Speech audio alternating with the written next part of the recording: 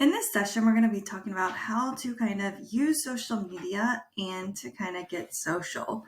And so these are some just tips and tricks to help grow your network when you are working with different social media platforms. So the first thing is, what is a PLN? So a PLN is a network, and it is a personal or professional learning network is what PLN stands for.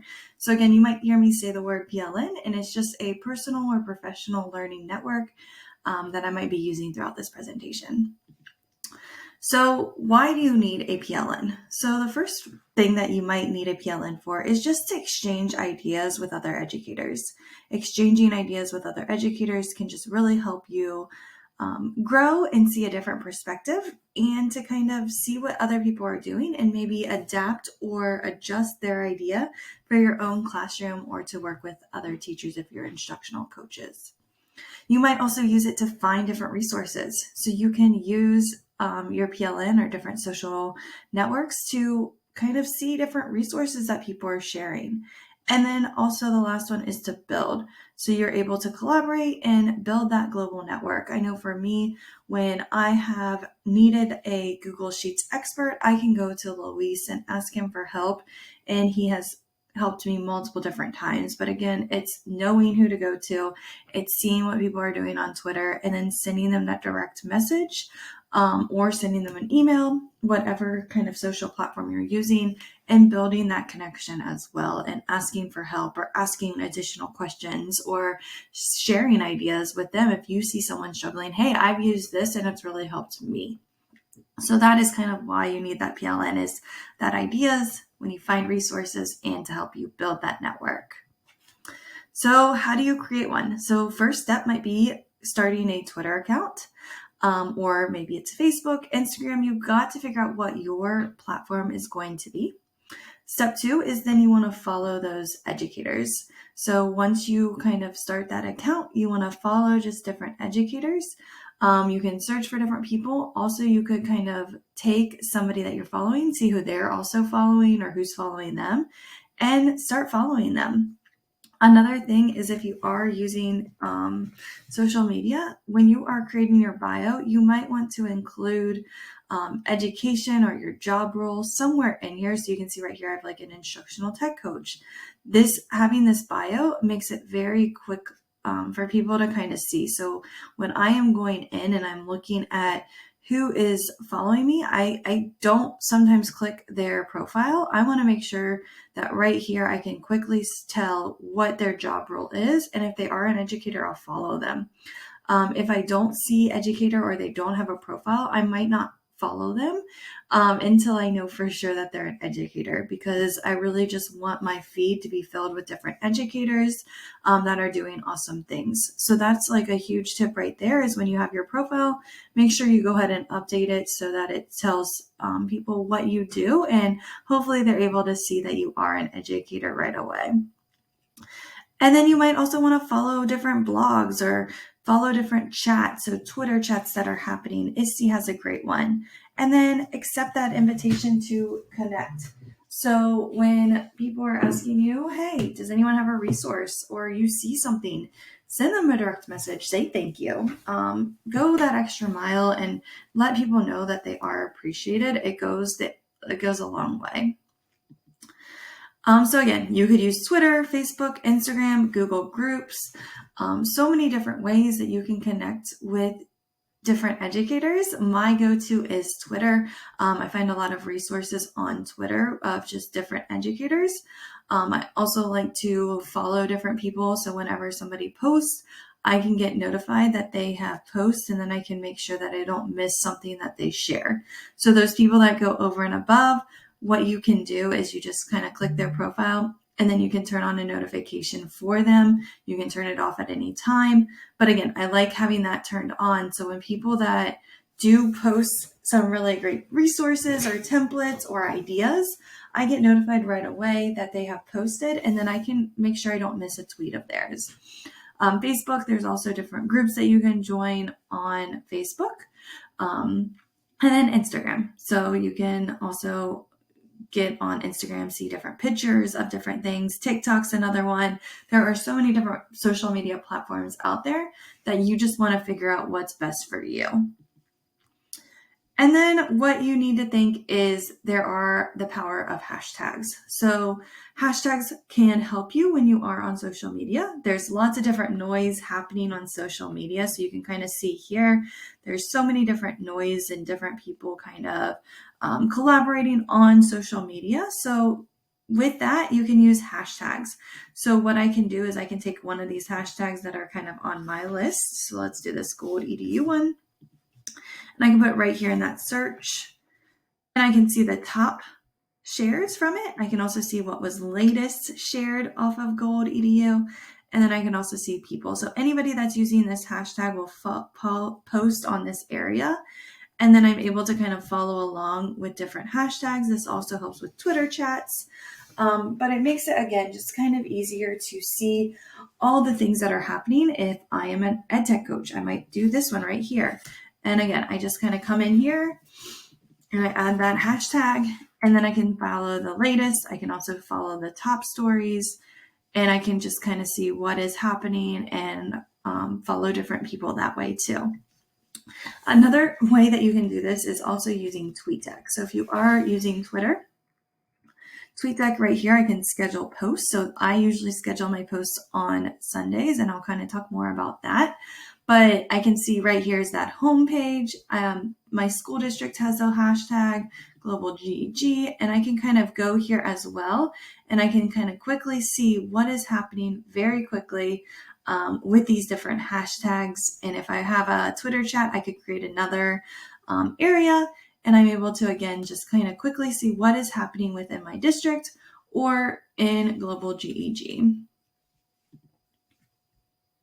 And there are so many different hashtags where you can kind of find more hashtags at this website. But again, there are so many different ones. Find the community that you like and use those hashtags and connect with other like-minded educators. And then you want to build that content. Okay, so again, you want to kind of narrow down. You want to begin to start to think, what am I an expert about? What is those things that I am really good at that other people might not be, and start to post about it. So maybe it's blended learning. Maybe it is cybersecurity. Maybe it is creating different resources or using Canva. Again, narrow down what you are an expert about, and that's what you want to share. And then think outside the box. How can you think outside the box, and what will set you apart? How are your resources different from others? And think about that, and think about how you might adapt or change something, or how research also could maybe help support that best practice. And then choose your channel wisely. So you have limited time. So again, think about, do you want to be on Facebook? Do you want to be on Instagram?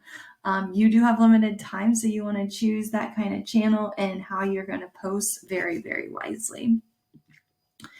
And so here is how you are maybe going to create that influence status, where you might develop your content strategy, posting resources, know when the best time is to post. So you might look over some of your data. So when you are maybe on Twitter, I might be looking at different posts that I have posted, and I might be able to say, okay, this post had a lot of different views.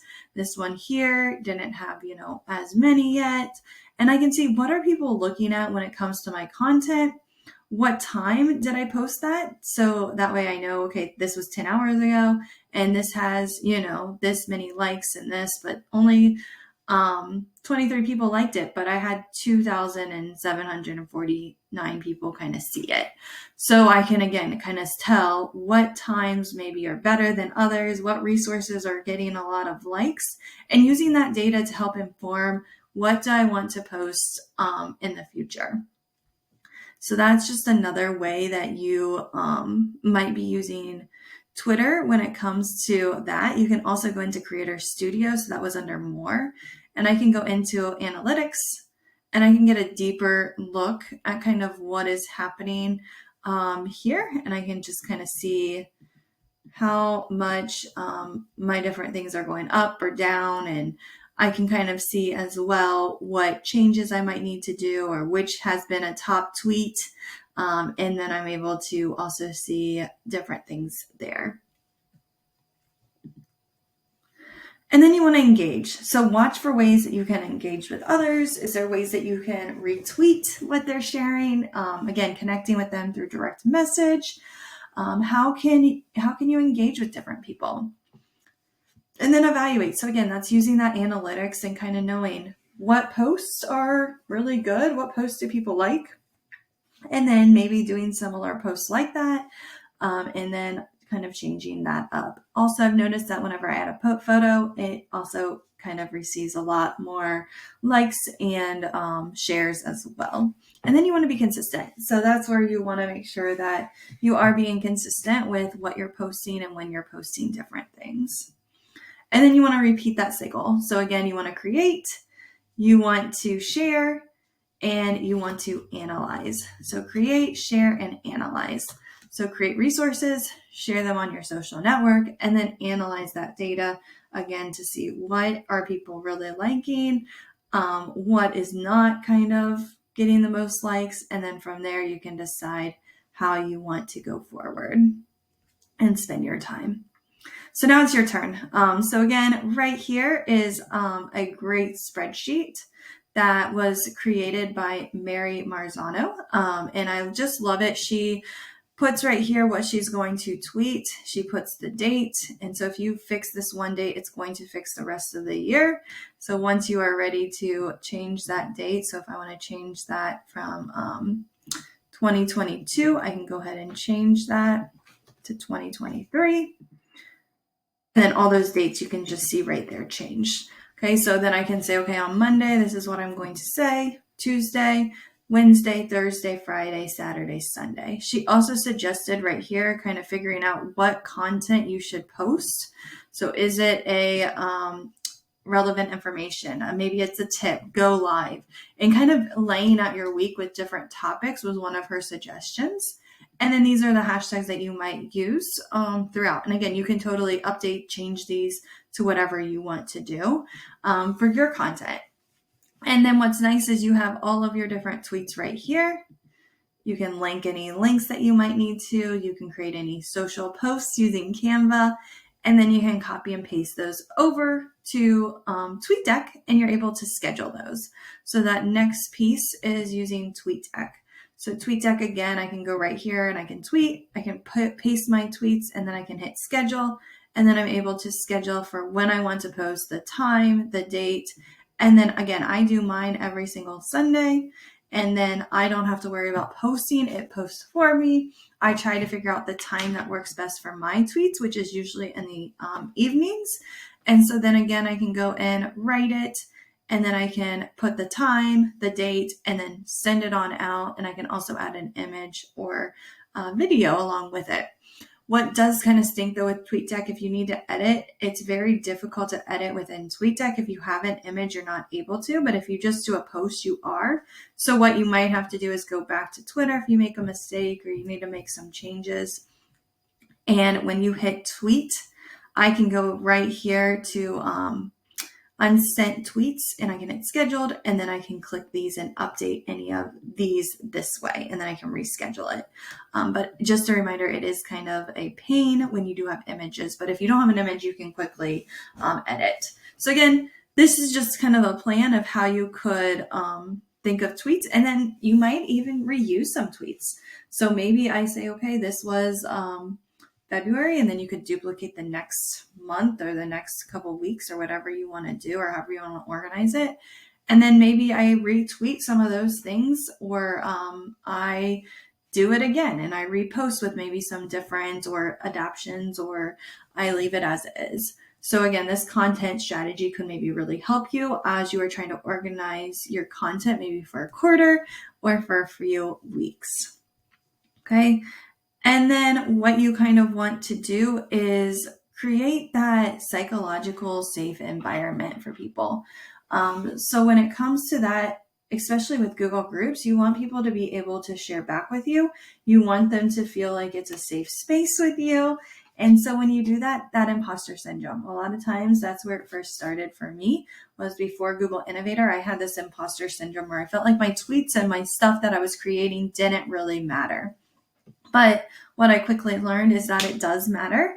And what I'm able to do then is, with that imposter syndrome, kind of throw it to the side and still share my voice. And yeah, sometimes there are maybe spelling errors, or sometimes there might be an error, but having people maybe point those out. I prefer direct messages when people do that. And then you're able to correct those errors or get feedback to make your resources even stronger. But again, sometimes that's public shaming can really hurt that relationship. So you might want to just send a direct message and just say, hey, there's a spelling error here, or hey, this resource, you might want to reconsider. So again, consider that. Think about how you are responding in public shaming, or if you could do that in a direct message. And then appreciate differences. So maybe you have a different perspective, or you work with EL students. You're able to help them. And so you're able to provide that resource as well. But again, just kind of thinking, how can I share feedback in a positive way that doesn't harm that relationship, and just kind of does say, hey, have you ever thought about this perspective? Or have you ever thought about this? And sharing back with people can really help. And then using that yes and. So building off their ideas and saying, yes, that's a great idea, and you could do this. And so instead of no but, I really like to use that yes and idea to kind of help people when they're thinking about different things. And again, you want to create that environment that is safe, and people can come to you for ideas. They can come to you to share. So providing clarity and being